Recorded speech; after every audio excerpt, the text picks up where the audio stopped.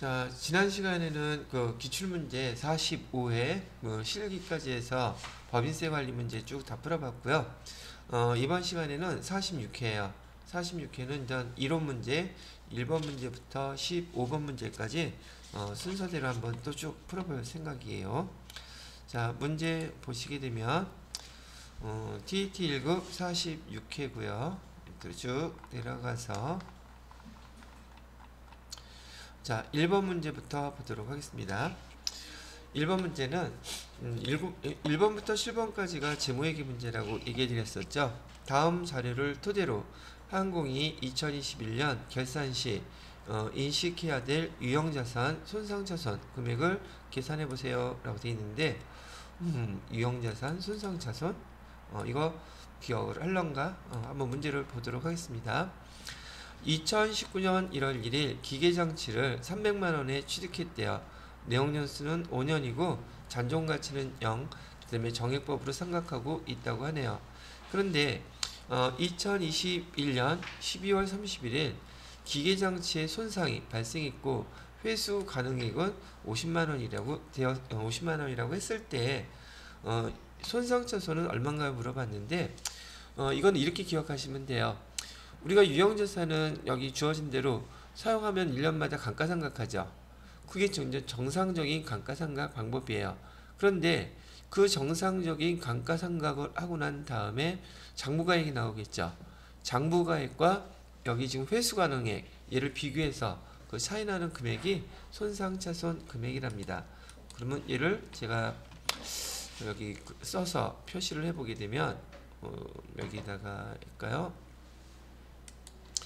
2019년 1월 1일날 지금 300만원짜리 기계장치를 사갖고 왔어요. 그러면 2009년 12월 31일날 감가상각을 해야 되겠죠. 그러면 여기 5년이라고 그랬으니까 5년 하면 5, 6, 30, 60만원이죠. 그래서 2019년 여러분들도 이거 쓸 때 날짜 쓰는 거 주의하셔야지 돼요. 여기 2019년 1월 1일이라고 질문한 날짜는 2021년 12월 30일이니까 2년이 지난 거예요. 그거 잘 구분하기 위해서요. 일단 첫 번째 해에는 60만원의 감가상각비가 발생할 것이고요. 그 다음에 2020년 12월 31일 날 여기도 또 60만원이 발생하겠죠. 2년이 지나고 보니까 3년째네요. 2021년 12월 31일 날도 여기 감가상각비가 60만원 이렇게 발생을 하니까 얘를 정리하게 되면은 취득원가는 300만원짜리 2021년 12월 31일까지 감가상각한 거 3년치를 다 더하게 되면 180만원. 그러면 장부가액은 이때 시점에서는 300만원에서 감가상각 두 개 다 합치니까 180만원이죠. 그럼 장부가액은 얼마가 되겠습니까? 120만원이 되겠죠? 120만원. 근데 얘가 지금 값어치가 얼마큼 떨어졌대요? 회수가능액이라고 되어 있죠? 여기 회수가능액이 얼마래요? 50만원. 그러면 이 50만원하고 장부가치로 별일이 없었다면 120만원짜리여야 되는데 얘가 지금 50만원짜리가 됐다면 70만원, 지금 현재 이 기계장치의 값은 120만원이라고 볼 수 있다는 뜻이에요. 50만원이라는 뜻이에요. 50만원이라는 뜻이죠. 근데 우리는 재무상태표에다가 장부금액 그대로 써놔야 돼요. 우리가 회수할 수 있는 실제 금액을 써놔야 돼요. 그치. 그러니까 우리 단기매매주권도 12월 31일 날 그때 값어치로 다 평가했잖아요. 재고자산도 저가법으로 평가했죠. 왜? 재무상태표는 그 시점에 실제 가격을 적어놓으라는 뜻이잖아요. 그럼 얼마를 적어놔야 돼요? 50만원을 적어놔야 되겠죠. 그러면 얘는 회계처리 어떻게 해요? 여기서는 회계처리는 나오지 않았어요. 회계처리는 12월 31일 날 2021년 차변에다가 얘 그만큼 차이난 금액이 손상차손이에요. 손실이 났다는 뜻이죠. 얼마가? 70만원이. 대변에다가는 뭐라고 써요? 여기 유형자산은 우리 감가상각 누계액이란 말 썼던 것처럼 얘는 손상차손 누계액이란 용어로 쓰면 돼요. 70만원. 답은 70만원. 뭐 어렵지는 않았어요. 그런데요, 이것만 알면 안 되고 실제 여기 유형자산의 손상차손을 갖다가 계산할 때에는 여기서는 간단하게 하기 위해서, 그나마 간단하게 하기 위해서 회수 가능액을 알려줬는데, 여기는 이런 용어보다도 실제 용어는 요거예요. 순공정가치. 순공정가치는 예를 들어서 얼마라 그럴까? 80만원이라고 가정을 하고요.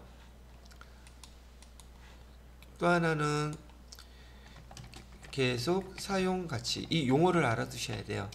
계속 사용 가치는 예를 들어서 100만원이라고 가정했을 때, 지금 여기서 알려준 회수 가능액은 뭐 이걸로 끝난 거예요. 그런데 시험 문제에서는 순공정 가치가 얼마라고 알려주고, 그다음에 계속 사용 가치가 얼마라고 알려주고, 이 두 가지를 알려줘요. 이 두 가지 자료를 알려주면서 손상차손은 얼마로 인식해야 될까요? 이게 시험 문제예요. 그런데 순공정가치와 계속사용가치 이 두 개를 비교해서 금액이 더 큰 거하고 비교하면 됩니다. 큰 거하고 비교하는 거예요. 그러면 순공정가치보다 계속사용가치가 더 크죠? 그죠? 그럼 이걸 적용해서 이하고 장부금액하고 비교하는 거예요. 그럼 차이가 얼마 나요? 20만원 나죠? 그래서 손상차손은 20만원이에요. 여기서 계속 사용 가치는, 또는 계속 사용 가치, 아니면 기업 특유의 가치, 아니면 그냥 사용 가치, 이런 여러 가지 용어로 사용하는데, 손상차손에서 이 두 가지를 비교해 가지고 큰 거하고 비교해서 차이 나는 금액이 장부 금액하고 그게 손상차손이에요. 그러면 제가 두 가지 다 가르쳐 드렸죠. 지금 여기 문제에서는 요거 공정가치나 개선 사용가치 이런 건 안 가르쳐 주고 그냥 회수 가능액만 가르쳐 줬는데, 이 회수 가능액이 사실은 의미상으로는 순공정가치에 좀 가까워요. 그래서 이거 하나만 가르쳐 준 거예요. 이건 또 무슨 뜻이냐고요? 제가 기계장치를 갖다 한번 조금 전에 나왔으니까 상황을 설명해 드리면 이런 거예요. 우리가 평상시에 기계장치를 사용해 왔었고 감가상각을 했었어요. 근데 얘가 뜻하지 않게 뭔가 문제가 생겼어. 그래서 얘를 갖다가 잘 안 돌아가니까 팔아버릴까? 그래서 물어봤어. 이거 얼마에 사갈래? 그랬더니 50만원에 사가겠대. 50만원. 지금 여기서 그렇게 가르쳐 준 거예요. 근데 그게 순공정가치예요. 수리해서 하는 것도 아니고 그냥 외부에다가 냅다 팔았을 때는 순공정가치 80만원. 근데 얘를 좀 우리가 그냥 계속 사용하면 그래도 쓸 수는 있으니까, 그럼 값어치가 얼마나 될까라고 추정을 해본 거예요. 추정을 해봤더니 100만원 정도 될 것 같아. 그러면 요 두 가지 계속 사용 가치하고 장부 금액하고 손상 보기 전 장부 금액과 비교해서 그 차이 나는 금액을 이렇게 손상차손으로 해주시면 되고, 제가 지난번에 이거 이론할 때 한번 설명해 드렸었던 거 기억나죠? 맞나요? 유튜브 봐요. 거기 보면 나올 거예요. 자, 그래서 여기 지금 문제에서는 단순하게 이제 요거만 회수가능액만 가르쳐주고 물어봤던 문제였었으니까 그거만 찾는다면 답은 여기 70만원 되게 금방 해결하실 수 있을 것 같네요. 됐죠? 자, 그 다음에 2번 문제 보겠습니다. 2번 문제는 지금 이거 상품 재고장이네요. 이동평균법으로 4월에 매출원가로 오른 것은, 매출원가 계산하라는 얘기네요. 자, 매출원가 이동평균법으로 계산하는 방법 한번 해볼게요. 이동평균법은 매입했을 때 원가 단가를 다시 계산해 주는 방법을 우리는 이동평균법이라고 불렀었죠. 제가 이걸로 한번 이렇게 정리해 놓고 해보도록 하겠습니다. 매출원가, 이거 주어진 자료에서 매출원가 구하는 방법은 항상 이거였었어요. 두 가지 방법으로 설명을 해드려 볼게요. 문제는 정확히 빨리 풀 수 있는 방법을 여러분이 선택하시면 된다는 얘기이기도 해요. 자, 상품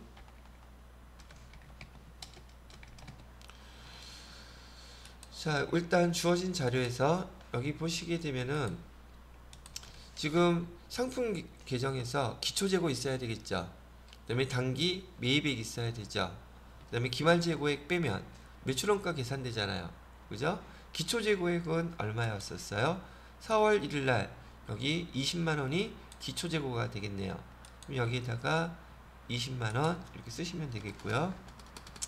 그 다음에 단기 매입액은 얼마인가요?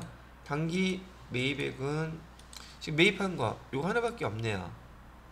얼마? 90만원.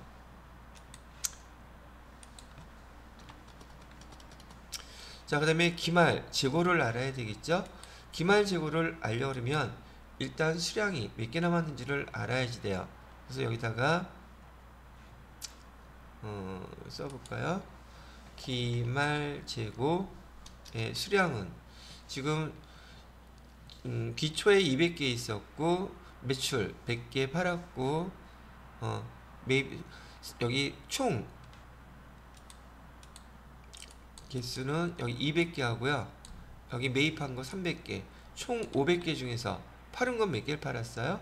팔은 거는 100개. 그 다음에 여기 200개 300개 팔았죠. 그럼 500개에서 300개 팔았으니까 수량이 남아있는 거는 현재 200개의 수량이 남아있겠죠? 근데 문제는 단가가 얼마짜리가 남았냐는 거예요.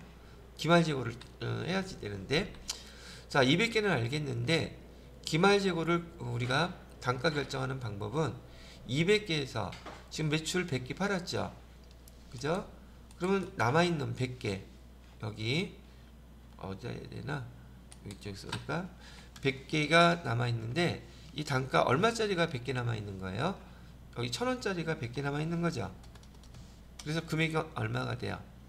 남아있는 금액은 10만원 이렇게 됐고, 지금 우리 이동평균법으로 단가를 계산해야 되기 때문에 그래요. 자, 그 다음에 300개는 그대로 사갖고 왔었던 거고 300개의 단가는 얼마 주고 사왔다 그랬냐면 3,000원 주고 사갖고 왔다 그랬어요. 그러면 금액이 90만원 됐었죠.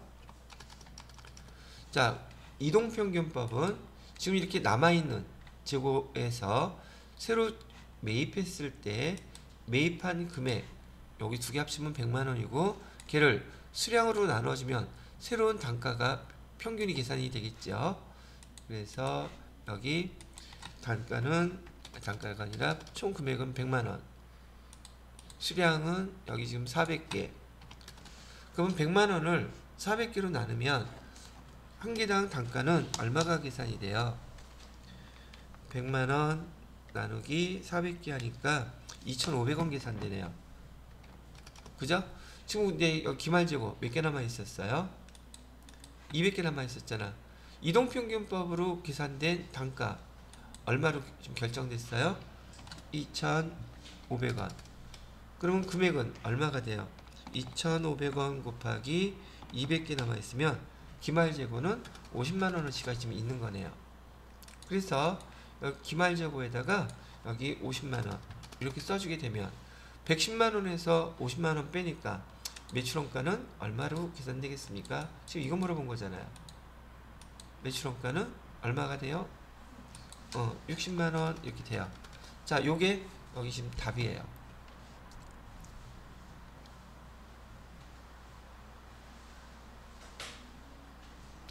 자, 제가 풀어드리는 얘가 첫 번째 방법이고요. 두 번째 방법도 설명해 볼게요. 매출원가라는 것은 상품 중에서 팔린 게 매출원가잖아요. 그죠? 그럼 팔린 걸 한번 계산해 보세요. 팔린 거. 자, 그러면 얘는 좀 지워놓고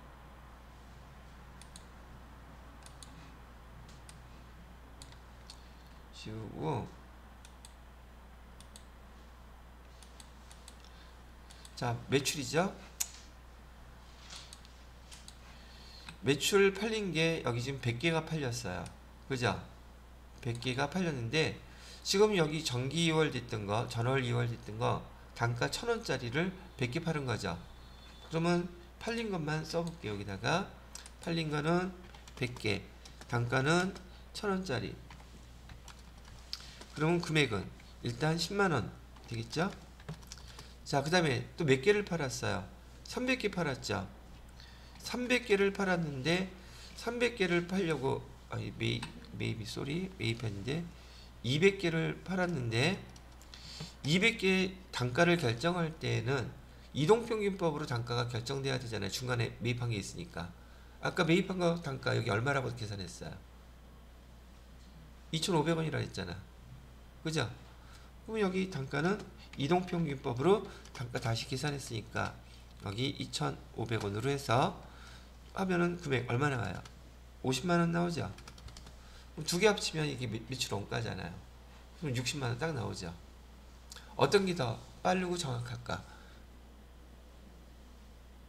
어떤 게? 아, 이건 모르지.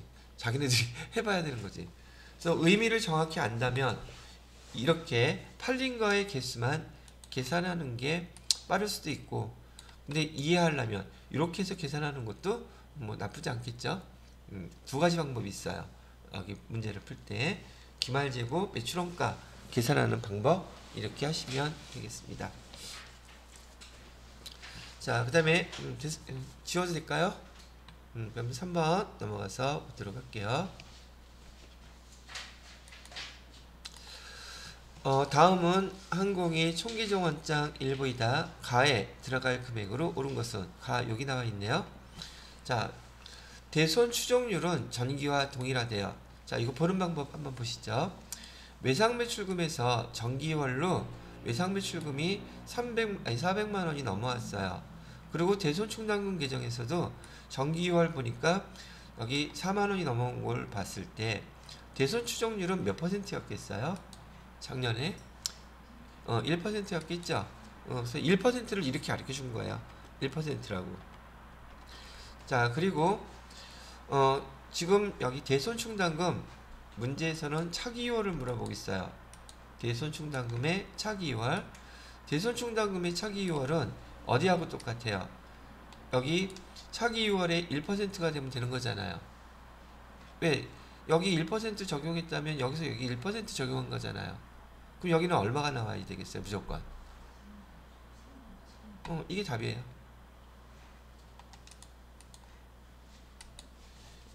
여기에 1%는 얼마일까요? 그럼 대손충당금도 당연히 외상매출금 기말 잔액에 대해서 1% 똑같이 하게 되면 여기는 당연히 35,000원이 이렇게 와야 되겠죠. 너무 쉽잖아. 근데 볼 줄 알아야지 뭐. 의미가 이런 거였었는데. 이해되셨어요?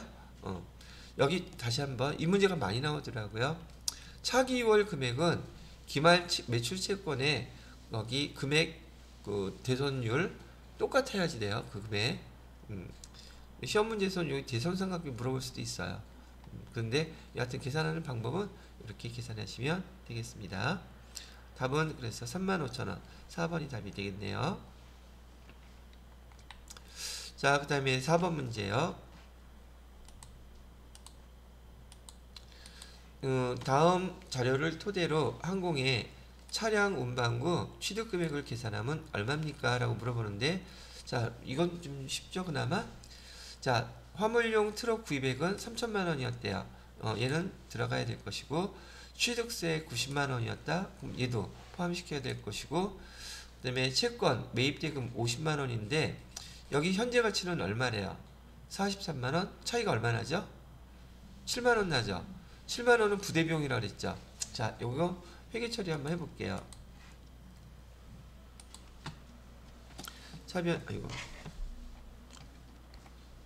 차변에다가 차량 운반구.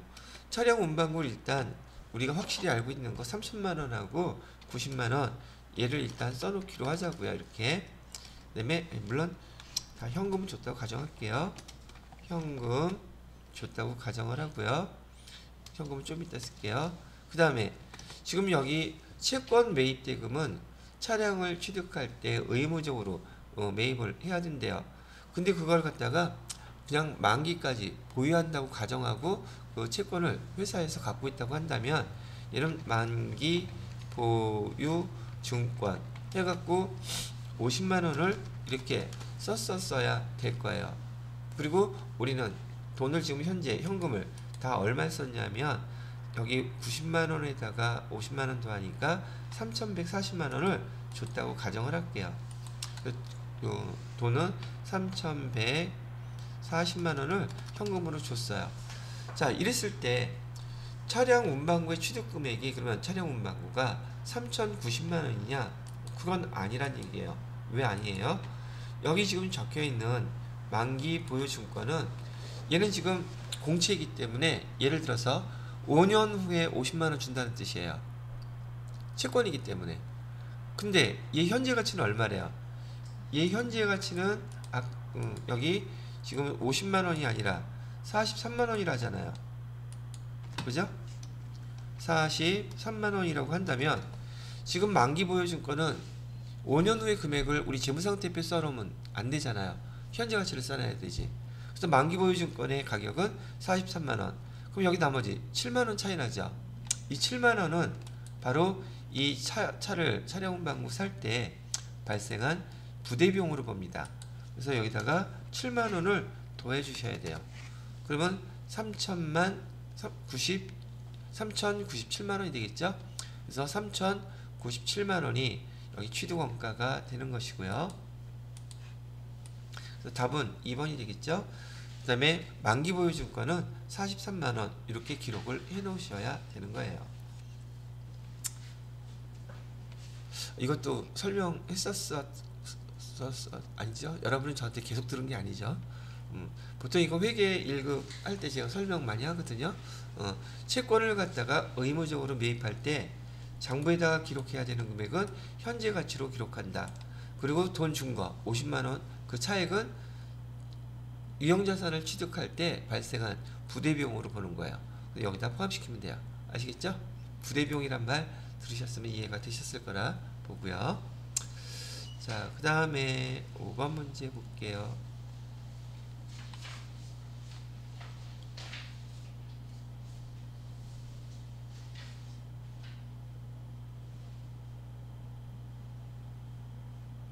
자, 여기서 좀 이렇게 해놓고 여기 이 5번 문제는 말이죠. 여러분이 조금 생각을 해보셔야 될 문제고 난이도가 솔직히 좀 있는 문제이기는 해요. 자, 보시죠. 지금 도소매업을 영위하는 항공회계팀의 김공인 대리는 2021년 장부를 검토하던 중 다음 오류를 발견했대요. 각 오류가 재무제표에 미치는 영향으로 옳은 것은 라고 얘기를 했네요. 자, 한 번씩 따져볼게요. 오류 1. 요것만 먼저 따져보도록 하겠습니다. 1번 거. 직원 회식비 11만원을 법인카드로 결제하고 여기 접대비 11만원, 미지급금 11만원 이렇게 회계 처리를 했대요. 직원이 회식을 했는데 접대비라는 계정 잘못된 거죠. 그죠? 자, 그러면 여러분이 아는 대로 직원 회식하고 법인카드로 이렇게 11만원 결제했을 때 회계 처리 우선 일반 전표에다가 입력해야 되나요? 메인 매출 전표에다가 입력해야 되나요? 메인 매출 전표에다 입력해야 되죠. 직원 거니까. 그러면 회계 처리는 어떻게 해야 돼요? 차변에 뭐라고 써야 돼요? 직원 회식비니까 복리 후생비라고 쓰면 되겠죠. 복리 후생비는 얼마예요? 11만원? 10만원. 맞았어. 이렇게 대변에다가는 미지급금 해서 11만원 이건 다 쓰면 되겠죠. 그 다음에 여기 뭐가 들어가요? 부가세 대급금 해서 만원 이렇게 들어가야 되죠. 그래요? 안 그래요? 자, 그러면 이하고 회계 처리되어 있는 거하고 비교를 해보세요. 우선 여기 오류 1 영업이익이 과소계상되었다. 영업이익이 과소계상되었는지 보자고요. 지금 제대로 들어가 있다면 이렇게 들어갔어야 되죠. 그죠? 복리후생비로 들어가 있어야 되는데 여기 지금 뭘로 들어가 있어요? 접대비로 들어가 있죠. 비용이 더 많게 들어갔어요? 비용이 더 적게 들어갔어요? 비용이 더 많잖아요. 그럼 비용이 지금 현재 잘못 기록을 함으로 인해서 비용이 과대 계상되어 있는 거죠. 이익은 어떻게 됐어요? 그러면 과소 계상돼야 되겠죠. 그럼 여기 오류로 얘네 둘은 접대비도 그 다음에 복리후생비도 둘 다 판관비죠. 영업이익에 다 영향 미치는 건 똑같죠. 그죠? 그러면 비용이 지금 더 많이 들어가 있으니 영업이익은 과대평가가 되겠어요? 과소평가가 되겠어요. 비용하고 반대잖아, 이익은. 그죠? 그래서 이익은 어떻게 된다? 여기 과소평가가 되는 게 맞죠. 자, 그러면 여기 561로 영업이익이 과소계상되었다. 만원만큼 과소계상되었겠죠. 그럼 1번은 맞아요? 틀려요? 맞아요? 틀려요? 답안지는 안 나왔죠? 1번 맞는 거예요. 이렇게 1번은 예, 맞아요. 설명이 영업이익이 이걸로 인해서 과소계상되었다고 얘기를 하는 거예요. 근데 있잖아요, 이거 문제 의도는 11만원 그대로 부가세 대급금 있잖아요, 이거 따지지 않고 계산한 거예요. 그럼 변동사항이 있을까요? 없을까요? 똑같은 계정이니까 영업이익은 변함이 없겠죠. 그쵸? 두 번째 거 봐요. 아유, 더 어려워. 유동비율 알아요? 유동비율은 회사의 지급 능력을 나타내는 비율이에요. 그래서 이건 몰라도 되긴 하겠지만 세무 1급 배웠다고 하니까 한번 아는 척하고 이렇게 쓴다 그러면, 유동비율이라는 것은 우리가 지급 능력을 나타내는 비율이거든요. 유동자산을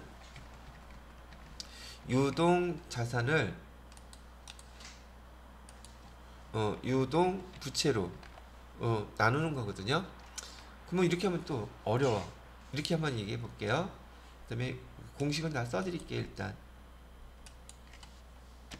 곱하기 100 이렇게 하게 되면 유동 비율이 계산이 돼요. 그런데 지금 이걸 어렵게 생각하지 말고, 유동이라는 뜻은 1년 이내라는 뜻이죠. 자, 우리가 지금 자산이 유동자산에 다른 거 다 없다고 치고 현금만 100원 있다고 칠게요. 그 다음에 유동부채 1년 안에 갚아야 되는 부채인데 우리가 현재 지금 얼마를 갖고 부채를 얼마를 지고 있냐면 50을 지고 있어요. 그러면 지금 우리가 빌린 돈은 우리가 갖고 있는 자산으로 갚을 수 있는 배수가 2배 더 많죠.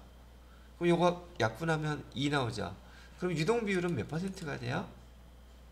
유동비율은 200%가 되겠죠.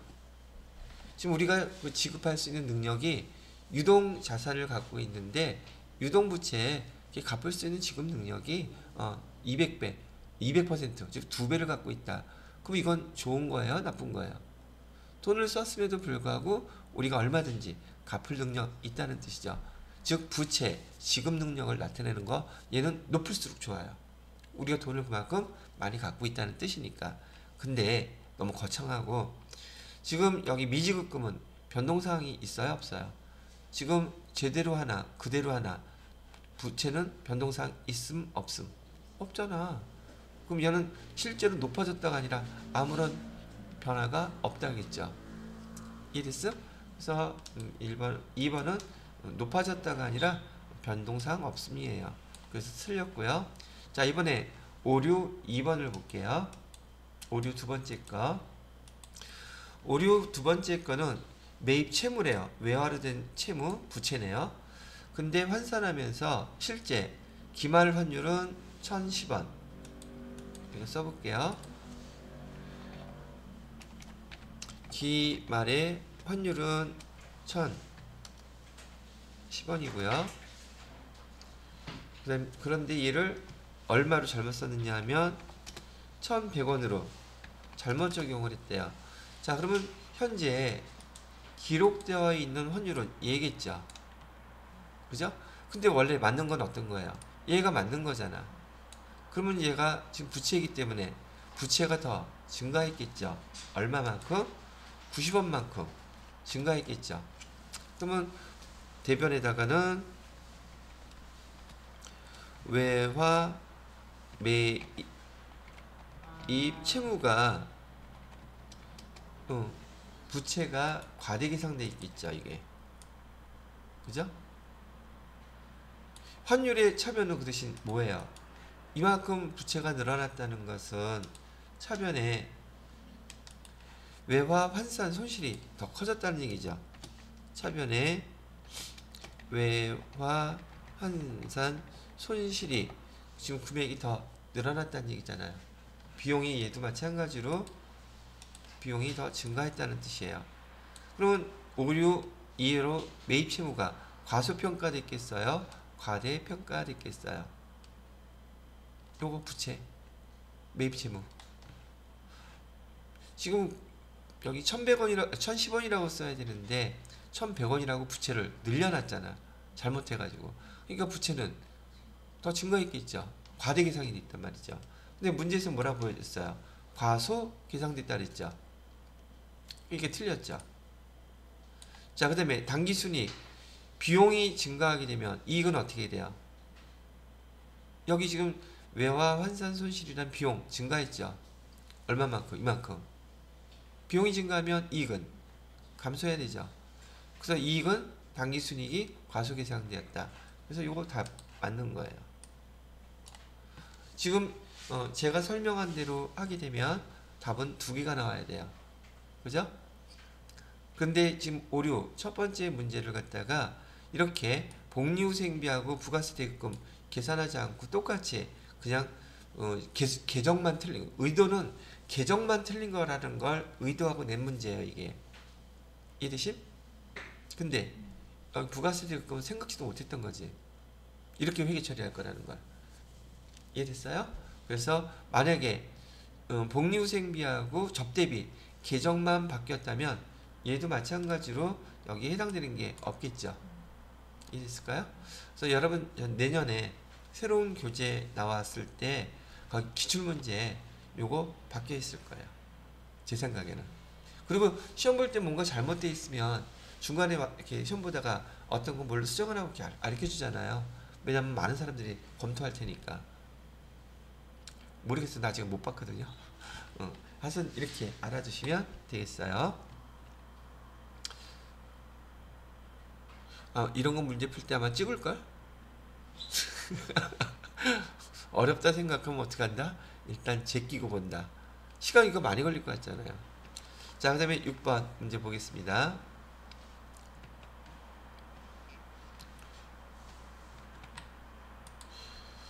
자, 6번 문제는 다음 자료를 토대로 일자별 외화 매출 여기 외화 매출과 관련돼서 손익계산하면 얼마겠습니까? 라고 물어보네요.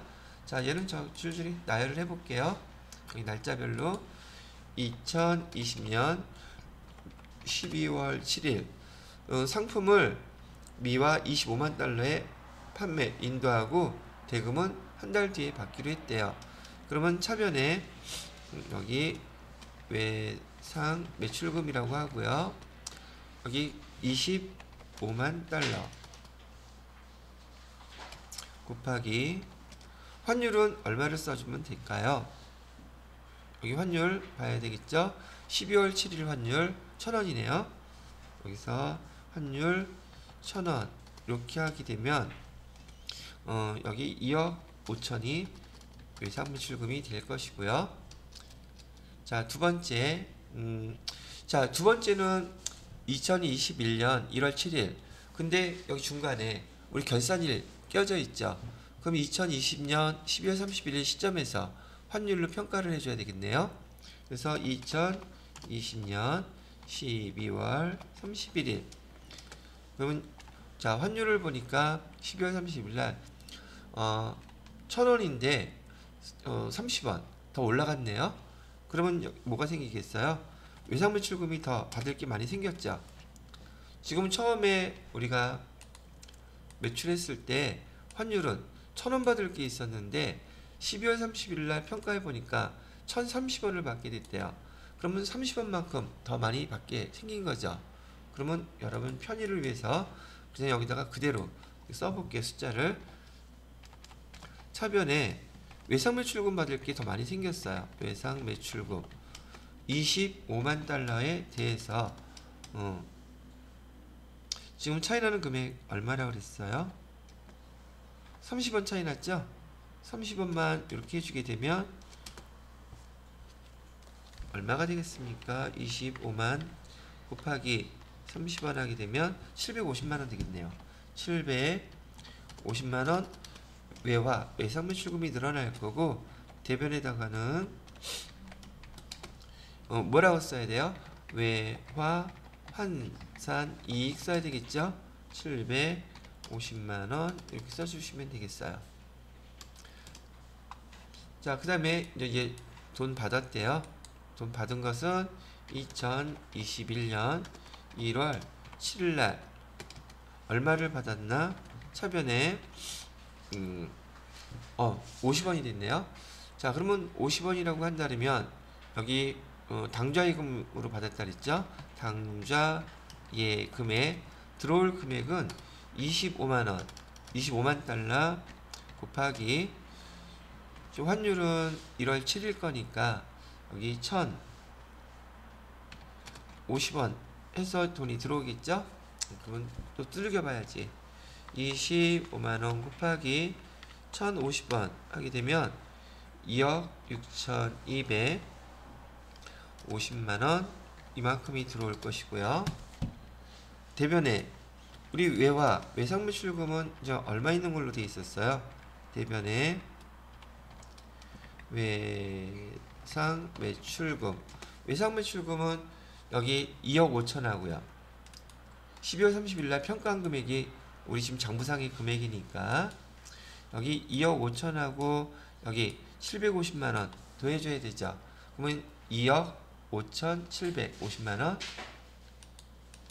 그래서 그 금액을 똑같이 2억 5,750만원 이렇게 하고 나머지 차이나는 금액은 다 뭐가 되겠습니까? 계정 물어본 거잖아요.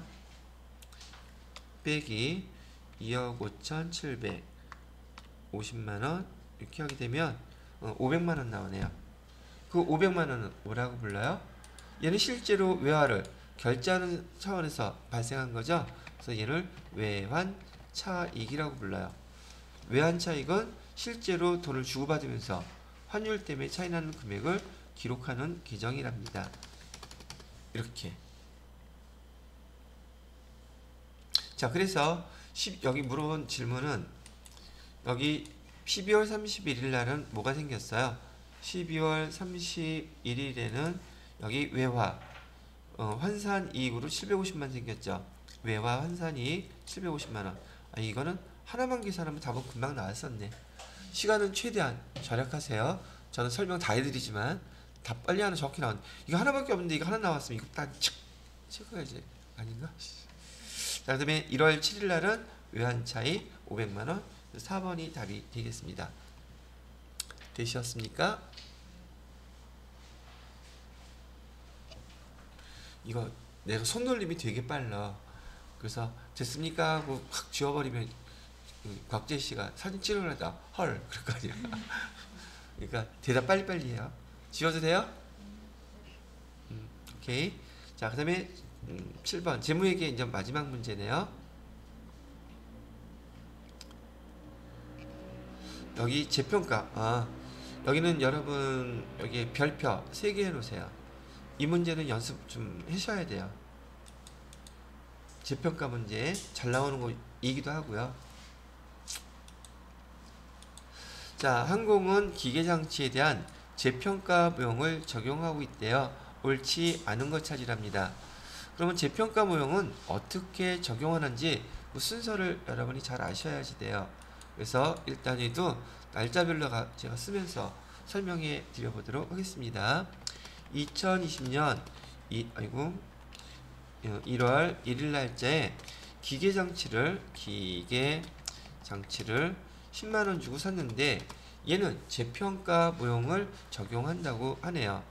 그리고 이 기계장치는 정액법, 내용연수는 8년, 잔존가치는 없고 월할상각한다고 되어 있어요. 자, 그래서 얘를 갖다가 2020년 12월 31일자로 그대로 감가상각을 해봐요.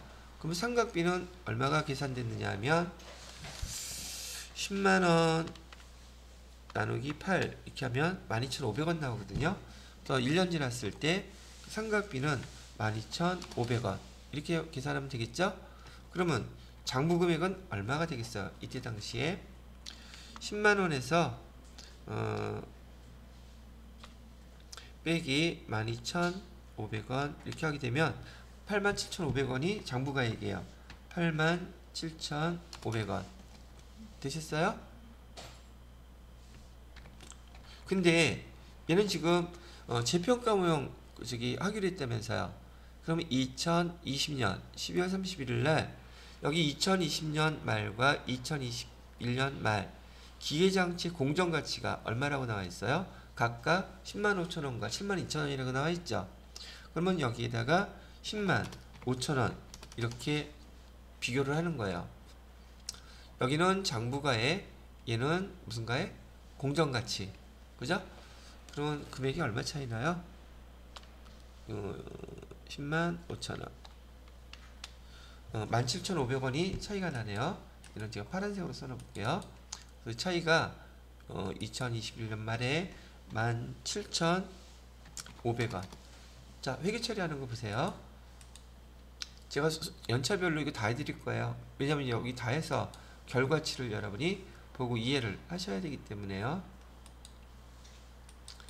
그래서 여기 공정가치로 이게 재평가할 때 12월 30일 2020년 12월 31일 날 회계 처리는 이렇게 하게 됩니다. 차변에 기계장치의 값이 더 올라갔죠. 장부가액보다 얘는 지금 재평가 모형이라면 매년 공정가치로 평가를 해줘야 돼요. 즉, 그 공정가치가 항상 공정가치가 장부금액이라는 뜻이에요. 여기 87,500원이 장부가액이 아니라 얘가 장부가액 이걸로 만들어 주셔야 된단 말이죠. 근데 지금 감가상각을 했기 때문에 여기 지금 장부금액은 현재 얼마로 나와 있어요? 87,500원으로 나와 있죠. 그럼 얘를 10만 5천 공정가치로 만들려면 기계장치 값을 더 올려야 되잖아. 얼마만큼을? 17,500원만큼을 이렇게 해놓고요. 대변에 뭐라고 쓸까요? 배우기는 TAT 이거부터 열심히 배웠는데 재평가 잉여금이라고 쓰는 거예요. 얼마라고? 그래서 얼마? 17,500원 이렇게 되셨어요? 자, 그 다음에 지금 또 1년이 지났어요. 1년이 지났으면 2021년 12월 31일 날 또 뭐 해주셔야지 돼요? 감가상각 해줘야 되잖아. 그죠? 해요 말아요? 해요 말아요? 그러니까 얼마를 갖다가 감가상각을 해주냐고. 87,500원에 대해서 감가상각 10만원에 대해서 해야 돼요? 10만 5천원에 대해서 해야 돼요? 얘가 장부가액이라고요. 그래서 여기서 이게 여러분이 잘 연습하셔야 되는 거예요. 재평가 모델로 할 때는 전년도에 장부가액이 10만 5천원이었었죠. 그죠? 자, 그러면 정액법으로 지금 얘 8년 한다고 했었는데 얘 8년으로 나눠야 될까? 7년으로 나눠야 될까? 7년이에요. 몇 년으로 나누자고요? 7년으로. 한 해가 지나갈 때마다 계속 연수는 줄여줘야 돼요. 꼭 무형자산 생각하는 것처럼. 그러면 10만 5천원을 갖다가 나누기 7하면 여기 감가상각비는 얼마가 나와요? 15,000원이 나오죠. 오케이?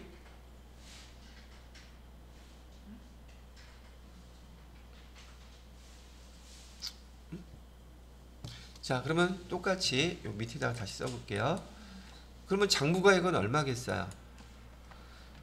장부가액은 지금 15,000원을 빼게 되면 10만 계산기 자꾸 쓰려니까 힘들다. 이게 몇 번인가? 7번 문제인가?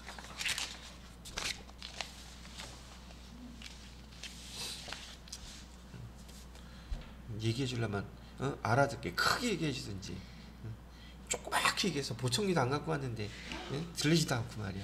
짜증나게 또 누르게 만들고. 10만 5천에서 15,000원 빼면 장부가액은 9만 원이 되죠. 그죠? 근데 9만 원인데 2021년 현재 공정가치는 얼마래요? 7만 2천 원이라고 지금 가르쳐주고 있죠. 그럼 기계장치의 값이 요 두 개의 금액이 차이나는 금액 얼마가 차이 났어요? 9만 원에서 7만 2천 원 빼게 되면 18,000원이 차이 나죠. 그래요, 안 그래요? 요 금액이 지금 18,000원이 차이가 나고 있어요. 그러면 여기서 분기한 것처럼 얘도 똑같이 분기하게 되면 어떻게 분기가 될까요? 여기 밑에다가 쓸까? 차변에 잘 보셔야 돼요. 이거 아니 물론 유튜브에도 한번 다 보시겠지만은 지금 기계장치의 값이 떨어졌어요? 올라갔어요? 떨어졌죠? 그럼 기계장치는 이 18,000원만큼 대변으로 무조건 써주셔야 돼요. 어떻게? 여기 이렇게요. 대변에 기계장치 18,000원어치 값이 떨어졌죠. 그러면 차변에다가는 뭐라고 써야 돼요? 자본계정은 위에 관련된 거 있으면 걔부터 먼저 쓰라 그랬죠. 재평가에서 우리 잉여금 발생했던 거 위에 얼마 있어요? 이거부터 써야 돼요. 재평가 잉여금에서 얼마? 17,500원 먼저 없애버리고 그 다음에 나머지 차이 얼마 나와요? 재평가 손실에서 500원 이렇게 쓰시는 거예요.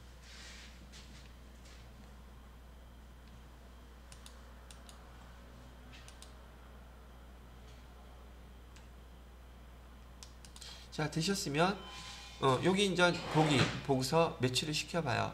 2020년 재평가 후 기계장치의 장부 금액은 얼마가 된다? 105,000원. 그럼 이런 문제는 저한테 한번 배웠으니까 재평가할 때는 공정가치가 장부 금액이다 알 수 있겠죠. 계산하라는 얘기가 아니에요. 근데 이건 여러분이 익히려면 반드시 따라서 연습 몇 번 하셔야 돼요. 한 번 갖고 기억이 잘 안 나니까 내 경우에는 그랬다고요. 자, 두 번째 2020년 기타 포괄 손익 누계 얘 지금 재평가 잉여금은 자본계정에 어디? 기타 포괄 손익 누계액의 첫 번째 계정이었어요. 그죠? 그러니까 기타 포괄 손익 누계액에 얼마가 들어가 있어요? 17,500원 들어가 있다는 거. 얘도 맞죠? 오케이? 자, 세 번째 2021년 기계장치에 대한 감가상각비 얼마예요? 감가상각비 요거였잖아요. 그죠? 그러면 3번 얘 틀렸죠? 4번은 2021년 손익계산서에 기록될 재평가 손실 얼마 계산됐어요? 500원 맞죠? 그래서 답은 3번이 되는 것이랍니다. 자, 요건 나중에 잘 기록해 놨다가 연습 꼭 하셔서 이런 건 틀리지 마세요. 근데 이 문제가 TET 1급에서 자주 나와요. 얘는 좀 약간 난이도가 있는 문제이긴 한데 어려운 그 형태의 한 문제를 정확히 알고 있으면 쉬운 건 금방 맞출 수 있어요. 아시겠죠? 이렇게 어렵게만 나오지는 않아요. 자, 10분 쉬었다가 계속 설명해 드리도록 할게요. 자, 여기 지우고요. 8번 문제부터는 부가가치세 8번하고 9번 문제가 부가가치세에 관련된 문제예요. 그래도 세법이 조금 더 쉽다 그랬어요. 보자고요. 첫 번째 8번 문제는 부가가치세법상 신고 납부에 대한 설명으로 옳은 거 찾으래요. 그럼 틀린 것들을 갖다가 봐야 되겠죠. 1번 주사업장 총괄 납부를 신청한 경우 주사업장에서 총괄하여 신고 납부한다. 신고 납부예요? 납부만이에요? 그럼 얘 틀렸네. 그죠? 그래서 얘는 요거가 틀렸어요. 신고는 각 사업장에서 관할 세무서에다가 별도로 부가가치세 신고서 제출해야 돼요. 그리고 납부만 주사업장에서 총괄해서 할 수 있다는 뜻이라고 여기 주사업장 총괄 그래서 납부라고 써놓은 거고요. 두 번째 사업자가 확정신고를 함에 있어 부가가치세 신고서를 사업장 관할 세무서장 외의 다른 세무서장에게 제출한 경우 무신고로 본다. 무신고로 봐요? 받아줘요? 신고한 것으로 받아줍니다. 무신고 아니에요? 맞았어요. 3번 아니 맞았대. 틀렸어요. 직전 과세기간 공급가액의 합계액이 1억 5천만원 1억 5천만원 미만인 법인사업자예요. 법인사업자는 예정고지를 적용한다. 얘는 정확하게 맞는 말이라서 얘가 옳은 거네요. 즉 세법이 얼마 개정되기 전에는요. 법인은 무조건 여기 예정고지 같은 거 할 수 없고 예정이 아니라 예정신고, 확정신고 다 하게 돼 있었어요. 근데 이번에 세법이 개정돼 가지고 법인이라 할지라도 직전 과세기간이에요. 직전 과세기간의 공급가액 합계액이 1억 5천만 원 미만인 사업자는 예정고지 받을 수 있다. 바뀌었죠. 그리고 또 여기 문제에서 또 이렇게 낼 수도 있어요. 공급가액이라고 안 쓰고 공급대가라고 쓸 수도 있잖아. 그죠? 참고로 알아주시고 여기 그래서 3번의 답은 8번의 답은 3번이 되겠고요. 4번 사업자는 각 과세기간에 대한 과세표준 납부세 또는 환급세 과세기간 종료일 다음 달 며칠까지 해야지 돼요? 이런 거는 금방 맞출 수 있겠죠. 근데 왜 10일이라고 해놨을까? 세금계산서하고 또 헷갈리라고 아니면 원천징수 이행상식으로 헷갈리라고 해놨는지도 모르겠죠. 자, 8번 문제는 그래서 3번이 답. 9번 문제 볼게요. 9번 문제도 부가가치세 문제. 다음 자료를 토대로 항공 컴퓨터 제조업인데요.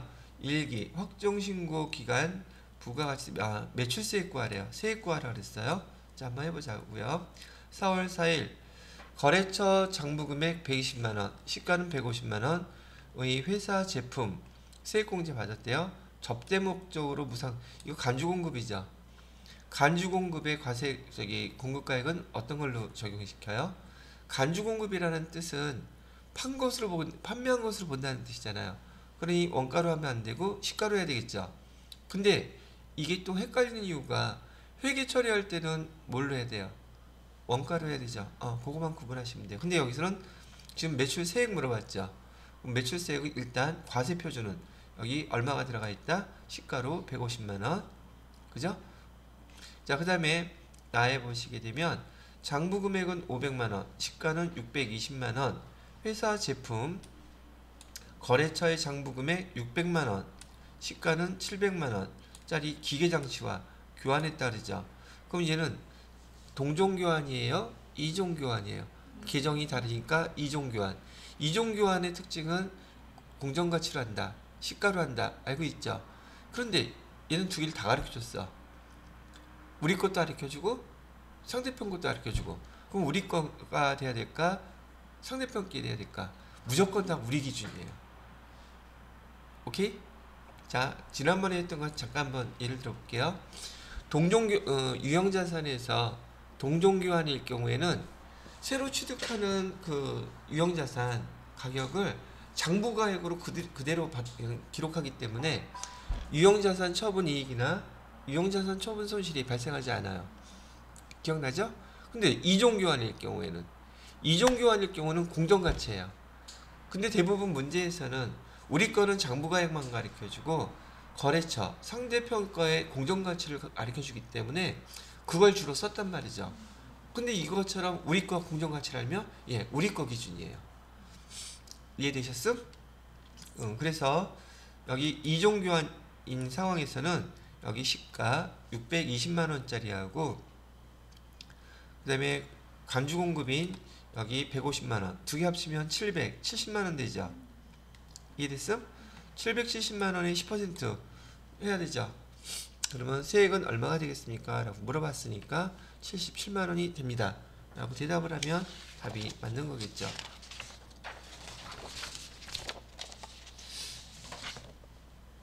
자, 9번까지 해봤고요. 이번엔 10번. 10번은 소득세법 3문제, 법인세법 3문제 남았어요. 자, 10번은 다음 중 소득세법상 연말정산에 대한 설명 옳지 않은 거 찾으래요. 옳지 않은 거 찾아보자고요. 1번 일용근로자의 근로소득은 원천징수로 납세 의무가 종결되죠. 그러므로 연말정산에 절차를 거치지 않는다. 이 일용근로자의 소득은요, 대표적인 근로소득에서의 분리과세 대상이에요. 그러니까 정확히 설명 잘하고 있네요. 자, 그 다음에 2번 근로소득을 지급하는 자는 해당 과세기간에 다음 연도 2월분 근로소득 지급할 때 연말정산 해야 되죠. 2월까지의 근로소득은 근데 연금소득은 언제까지 하라 그랬죠 제가? 연금소득은 1월이에요. 한 달 더 빨라요. 똑같이 연말정산합니다. 자, 그 다음에 3번 근로소득자의 경우 항목별 세액공제 또는 특별소득공제 월세 세액공제 예하고 표준세액공제 13만원하고 선택할 수 있어요? 없어요? 있죠? 그럼 얘도 설명 정확히 잘하고 있네요. 혹시 여러분들 중에서 연말정산할 때 특별세액공제, 저기 표준세액공제 신청하지 않나요?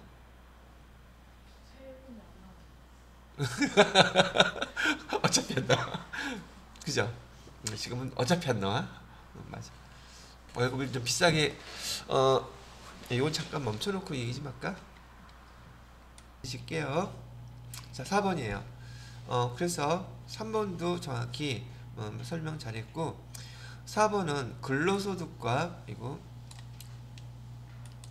근로소득과 공적 연금소득이 있는 자는 연말정산에 의하여 납세 의무가 종결되므로 과세표준 확정신고, 여기서 얘기하는 과세표준 확정신고는 5월달 종합소득세를 얘기하는 거라는 거 알고 계시죠?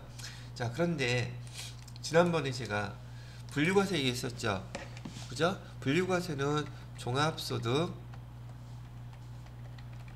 그 다음에 양도소득, 그 다음에 퇴직소득 이렇게 얘기했던 거 기억나시죠? 종합소득에서는 여기서 해당되는 게 근로소득, 그 다음에 왜 근로소득부터 해? 이자소득, 배당소득, 그 다음에 사업소득, 그 다음에 근로소득, 그 다음에 연금소득, 그 다음에 기타소득 이렇게 있을 때 지금 여기서는 여기 근로소득하고 연금소득이 같이 있다는 얘기잖아요. 그럼 얘네 두 개는 다 연말정산하는 것들이고 근로소득 연말정산은 2월 말까지, 연금소득은 공적연금일 때요 1월 말까지 해야 된다 그랬었죠. 그러니까 둘 다 연말정산하니까 5월달에 확정신고 할 필요 없는 거 아니냐는 거죠. 소득이 2개 이상 되면 무조건 해야 돼요. 확정신고 때. 그럼 차이가 좀 있다면 요거예요. 차이가 여기 분리과세가 있다면 여기 이자소득이나 배당소득 기타 소득 중에서 분리과세 소득은 겹치더라도 그거는 선택이니까 안 해도 되겠죠. 근데 최소한 여기 근로소득하고 연금소득은 2개가 다 있다면 확정신고 해야 돼요. 시험 문제에서는 여러분 TET 2급 때 이거 많이 봤을 거야.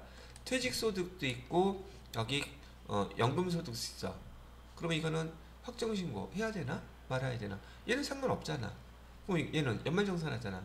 확정신고할 필요 있어요 없어요? 없죠. 즉 이쪽 거하고 연결이 되게 되면 여기하고 이렇게 연결이 되게 되면 얘는 별개잖아요. 그죠? TAT 2급 때 요거 문제 여러 가지로 많이 나왔었을 거예요. 일단은 그렇게 참고해 두시면 되겠습니다. 자, 그 다음에 11번 문제 볼게요.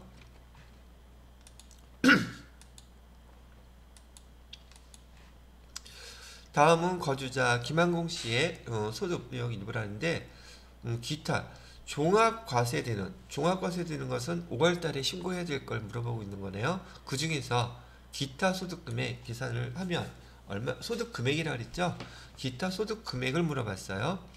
자, 그러면 계산하면 얼마입니까 물어봤는데, 자, 가번에 보시게 되면 퇴직 후 수령한 직무 발명 보상금, 퇴직하지 않고 받았다면 걔는 근로소득인데 퇴직 후에 받았다면 기타 소득에 해당돼요. 근데 기타 소득은 맞는데 기타 소득 중에서 얼마는 500만 원까지는 비과세예요. 그러니까 얘는 소득 금액 들어갈 게 있겠다 없겠다. 얘는 없다는 얘기죠. 자, 두 번째 산업재산권 양도 수령한 대가 800만 원이래요. 근데 필요경비는 얼마래요? 200만 원? 자, 봐요.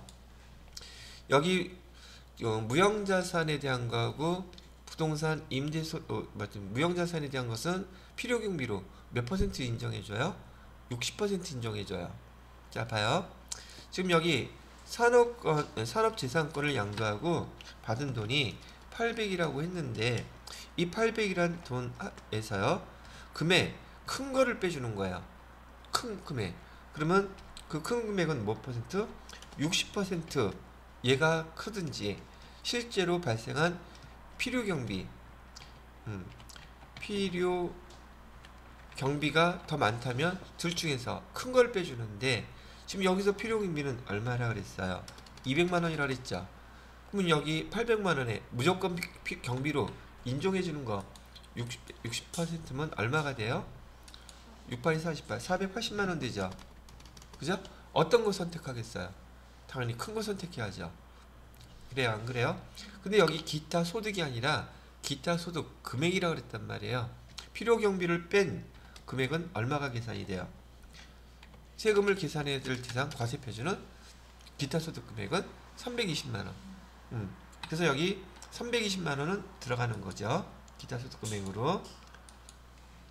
그래서 320만 원 이 하나 들어가야 되고 그다음에 디귿 다 해보시게 되면 신문에 일회성으로 기고하고 받은 원고료 150만 원이라고 돼 있죠. 그죠? 150만 원. 얘도 마찬가지로 원고료는 60% 필요경비로 인정해 주는 거 아시죠? 여기 60% 하면 90만 원 나오겠죠? 그러면 기타 소득 금액은 얼마예요? 150만 원에서 90만 원 빼니까 60만 원 나오죠? 요거. 그다음에 라에 보시게 되면 요것도 기타 소득 금액에 포함돼서 신고해야 되는 거예요. 요거 60만 원. 자, 그다음에 라에 보시게 되면 연금 계좌에서 연금 외 수령한 소득. 이거는 무조건 기타 소득은 맞는데 얘는 무조건 뭐예요? 분리과세 항목이에요. 분리과세. 무조건 분리과세니까 무조건이라고 써야지. 무조건 분리과세. 종합소득세 신고할 필요 있겠다 없겠다? 없다는 거예요. 그러면 여기서 이제 계산한 기타 소득 금액은 얼마입니까? 물어봤을 때 320만 원하고 여기 60만 원 두 개 합치면 얼마가 돼요? 380만 원. 이 380만 원이 답이 된 거예요. 이런 유형의 문제를 갖다가 여러분이 한 번, 두 번, 세 번 자꾸 반복해서 풀어보잖아요. 지금은 처음이라고 생각해서 어려울지는 모르지만 이게 뭐 어렵겠어요. 계속 반복하는데. 그래서 익숙하게 만들어 놓으셔야 되는 게 여기 시험이에요. 그리고 안 보고 오래 지나가면 다 까먹어요. 근데 까먹기 전에 뭐 붙었다? 자격증만 따세요. 자, 그 다음에 12번 문제 볼게요. 12번은 다음 자료를 이용하여 거주자 김한공 씨의 종합소득금액, 종합소득에 들어갈 게 얼마인지 보란 얘기죠. 직장공제외 초과 반환금이요. 직장공제외 초과 반환금은 이자소득에 해당되면서요. 이자소득에 해당되면서 얘는 무조건 분리과세. 얘도 무조건 분리과세. 그러면 얘는 종합소득 때 신고할 게 당연히 없다는 뜻이겠죠. 두 번째 근로소득, 근로소득은 그대로 들어가면 되겠고요. 700만 원. 그다음에 복권, 당첨소득, 얘도 무조건 분리과세. 얘는 기타 소득이면서요. 기타 소득이면서 얘도 무조건 분리과세. 분리과세 항목 모르겠다고요? 지금 외워두면 돼요. 하나씩. 자, 그 다음에 소매업에서 발생한 사업소득. 사업소득은 그냥 들어가야겠죠. 뭐 여태까지 할 거 없으니까. 그 다음에 여기 퇴직금 수령액. 퇴직금 수령액은 어디에 속해요? 얘는 아까 얘기했던 분류과세잖아요. 분류과세면은 종합소득세 때 신고할 필요 있다 없다? 없다. 그럼 얘도 필요 없는 거죠. 그죠? 이런 거 구분해내는 거야. 근데 계속 풀어봐도 마찬가지겠지만요. 제가 뭐 내일까지 되는 데까지는 풀어보겠지만 지금 2021년도에 45, 46, 47, 48, 45회분이잖아요. 5개 또 풀어보면 다 똑같아요. 나오는 유형이. 그래서 익숙해져요. 이론 문제도. 그 정도는 풀어줘야 되지 않겠어요? 작년 거는 다 풀었잖아요. 교재에 있는 거. 그러면 작년 거 갖고 연습하세요. 새로 풀기 싫으면. 그거 연습 먼저 충분히 해놓고 시험이 다가와서 답은 여기 몇 번? 그래서 여기 1100만 원이 답이 되는 거예요. 이번 12월 달에 시험 안 보면 못 따요? 내년에 또 있잖아. 내년에 무려 6번씩이나 있는데 계속 준비해서 따시면 돼요. 뭐 인생 사는 거 다 그렇지 뭐. 자, 이번 13번부터는 여기 법인세 문제예요. 법인세법상 손익 귀속시기 설명으로 옳은 것은 첫 번째, 증권시장에서요 보통 거래 방식으로 유가증권을 판매한 경우 대금을 청산한 날 주식거래 해본 적이 별로 없으시겠죠? 주식거래를 하게 되면은요 여기 거래 체결일 있죠. 거래 체결된 날 거래 체결일이 귀속시기예요. 그러면 예를 들어서 오늘 주식을 샀죠. 그럼 오늘 거래가 체결되잖아요. 대금은 보통 이틀 후에 들어와요. 그러면 여기서 물어보는 거는 대금이 이틀 후에 들어올 때 그때가 귀속시기예요? 아니면 오늘이 귀속시기예요? 그거 물어본 거예요. 귀속시기는 언제다? 그래서 얘는 틀렸어요. 여긴 대금을 정산한 날이 아니라 거래 체결. 그 다음에 자산의 위탁매매. 위탁매매는 많이 봤었죠. 수탁자가 그 수탁자에게 자산을 위탁한 날이 아니라 수탁자가 판매한 날이죠. 그죠? 이거는 수탁자가 자산을 위탁한 날이 아니라 판매한 날이에요. 그래서 틀렸고, 단기 할부 판매의 경우 자산 인도한 날. 이거 맞네요. 단기 할부 판매 같은 경우는 넘겼을 때, 인도했을 때 그 금액이 바로 확정이 되죠. 그래서 여기 해당되는 답은 3번이 답이 되겠네요. 그 다음에 4번 보기요. 이건 교재에 뭐 많이 나와 있긴 했는데 예전에 이론 제가 설명해 드릴 때요. 여기 상품 외라 그랬어요. 상품 등 외의 자산 양도를 했을 경우 세금계산서 발급한 날이 아니라 이건 4개 중에 빠른 날이라 그랬었죠. 인도한 날, 인도일 또는 대금 청산했을 때 청산일, 그 다음에 인도일, 대금 청산일, 그 다음에 뭐일까 수익 사용일 뭐 이런 거, 그 다음에 또 뭐일까 등기일 뭐 이런 것들이 쭉 있었는데 이런 것 중에서 빠른 거래요. 그런 세금계산서 발급한 날이 아니라 뭐 이런 것들이 있더라. 이렇게 얘기를 해드렸었네요. 이것도 잘 정리가 안 돼 있다면 여기 지금 문제 푸시는 TAT1그 법인세 문제 10회분만 풀어봐도 무려 30문제예요. 그 문제 안에서 다 나와요. 그러니까 문제 차근차근 보기 하나하나 잘 보시고, 특히나 여기 답안지 있죠. 해설서 답안 해설된 것들 그걸 많이 천천히 읽어보세요. 거기 내용들이 다 나오니까.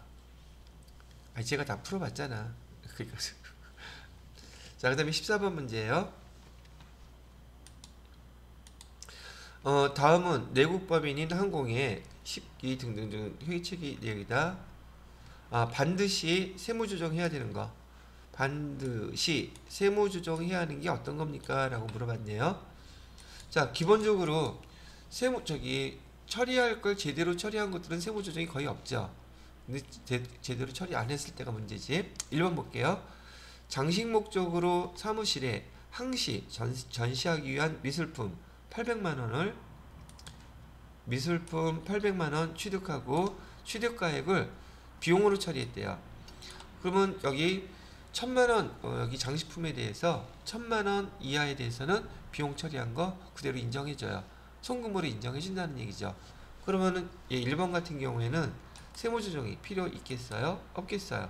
뭐 인정해주는 거 비용으로 처리해놨으니까 얘는 세무조정 필요가 없다고 얘기하는 거죠. 자, 그 다음에 두 번째, 자기 주식 양도하고 기업회계 기준에 따라 자기 주식 처분 이익을 계산했다. 자기 주식을 처분했을 때는 얘는 입금 산입합니다. 세무조정 필요해요. 입금 산입 하고 얘는 기타. 자 봐요. 여기 자기 주식하고 있잖아요. 뭐 여기 기정도 나와 있잖아. 자기 주식 처분이. 얘는 시중에 유통되는 우리 회사의 주식을 사가지고 가지고 있다가 그대로 파는 거예요. 근데 이익이 났어. 그러면 얘는 입금 산입해요. 계정은 물론 여기서 자기 주식 처분 이익이라고 자본 잉여금에 들어가 있기는 한데 제가 설명하는 이유는 얘하고 뭐하고 헷갈리느냐면 주식을 소각했을 때 주식을 소각했을 때 소각하게 되면 얘는 감자 차익이나 감자 차손이 생길 수 있잖아요. 감자 차익이 생겼을 때 생각해 보세요. 감자 차익이 있을 때는 얘는 세무조정 없어요. 그거는 손대지 않는단 말이죠. 근데 얘는 그래서 주식 소각했을 때 그 내용하고요. 자기 주식 처분하고 뭐 처음에 저도 할 때 이게 되게 헷갈리더라고요. 그래서 사갖고 있다가 팔면 걔는 입금 산입한다. 그럼 만약에 손실나면 송금 산입하겠죠. 근데 자기 주식을 소각했다 그러면 이익이 나오거나 감자 차익이나 감자 차익 나면 걔 세무조정 없다요. 아시겠죠? 자, 그 다음에 3번 토지의 취득과 함께 공채를 매입하고 기업회계 기준에 따라 공채의 매입가액과 현재 가치 차이. 아까 이거 문제 나왔었죠. 제가 만기보유증권 아까 기계장치에서 했던 거 공채에서 했던 거 그 얘기예요. 토지의 취득가액과 함께 공채를 매입하고 기업회계 기준에 따라 그 공채의 매입가액과 현재 가치의 차익을 해당 토지가액에 계상했다. 아까는 기계장치였지만 얘가 토지만 바뀌었을 뿐이지 채권에 대해서 현재 가치와 차이나는 금액 아까 7만원이었었잖아요. 그 금액을 갖다가 토지에 포함시켰대요. 그러면 얘 세무조정이 있겠느냐는 거예요. 얘는 그럼 부대비용으로서 자산 처리했다는 얘기잖아요. 얘 세무조정 없어요. 얘도 세무조정 없음. 왜? 일단은 제대로 처리했잖아요. 그죠? 그 다음에 4번 은행이 신용을 공유하는 기한부 신용장 방식 뱅커스 유산스라고 부르는 발음은 아니 읽을 때는요 뱅커스 유산스라고 읽어요. 이거 유산스. 근데 이게 무슨 뜻이냐면 얘에 따라서 원재료를 구입하고 연지급 수입이자 부담분을 손익계산서에서 비용으로 처리했대요. 그러면 자 봐요. 이게 왜 지금 문제가 되는 거냐면 원재료를 갖다가 구입하는데 여기 기한부 신용장 방식이라는 뜻은 뭐냐면 지금 대금을 지급 꼭 할 거라고 누가 보증을 서준 거냐면 은행이 보증을 서준 거예요. 그러면 그 보증을 서주는 대가로 이자를 갖다가 내는 게 있단 말이죠. 이해됐어? 그럼 그 이자 비용이잖아요. 근데 얘가 왜 그런 이자 비용이 발생했어요? 원재료를 구입하기 위해서 발생했죠. 그죠? 우리 원재료를 구입할 때 이렇게 발생하는 비용은 부대비용으로서 원재료에다가 다 포함시켜야 되잖아요. 이해돼요? 뭐 어차피 수입할 때 뭐 보험료 내는 거하고 똑같은 거예요. 그런 돈이 들어갔다는 거고 그게 이자 비용식으로 들어갔다는 얘기예요. 그러면 비용으로 처리했대잖아요. 그럼 얘는 원래는 뭘로 처리해야지 돼요? 원재료로 해야 되겠죠. 근데 비용 처리했대. 근데 얘 이렇게 됐다 할지라도 비용 처리한 거 인정해 주겠대요. 그래서 얘도 세무조정 없습니다. 이런 특이하게 나오는 용어들 결국은 자산 처리해야 되는데 감가상각 자산인 경우에는 자산 처리해야 될 걸 비용 처리하면 즉시상각 의지해 가지고서는 그 금액 한도에 다시 계산했었죠. 개념은 똑같아요. 얘. 근데 얘는 그런 거 할 거 없잖아요. 어디에 놓고 계산할게. 그래서 세무조정 없음. 세무조정 없는 거 3개 빼고 여기 세무조정 있는 건 뭐밖에 없어요? 요게 헷갈리기 때문에 얘도 시험 문제 잘 나와요. 주식 소각했을 때, 그다음에 자기 주식 처분했을 때 이렇게 문제가 나오더란 말이죠. 자, 그 다음에 15번 문제 보도록 할게요.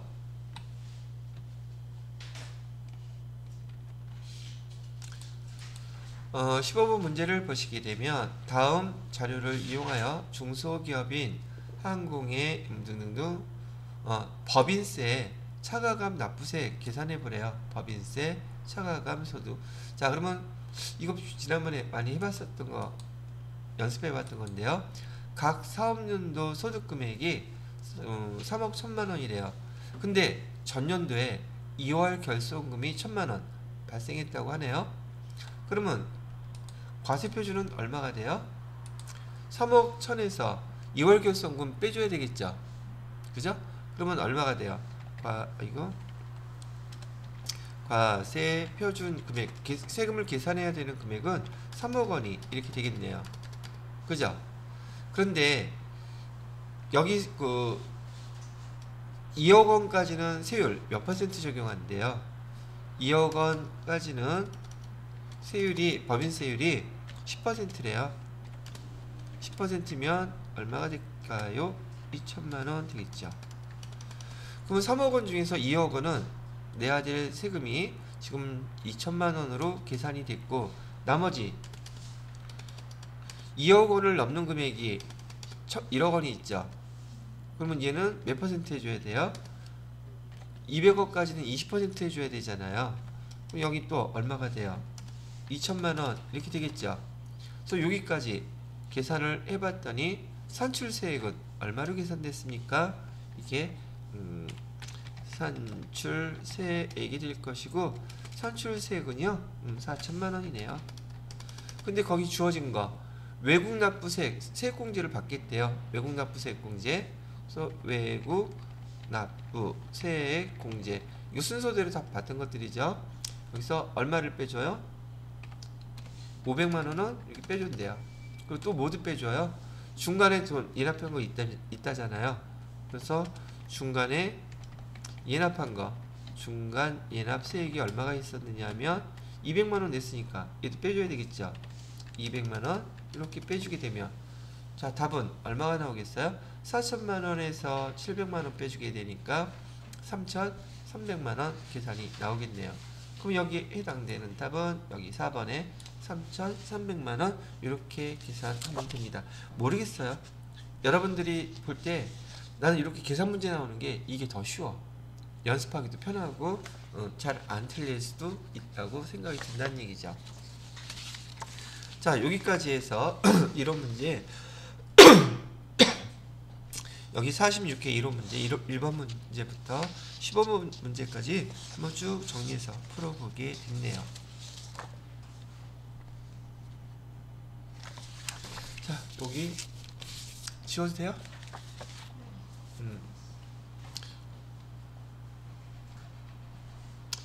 얘 중지 시켜놓고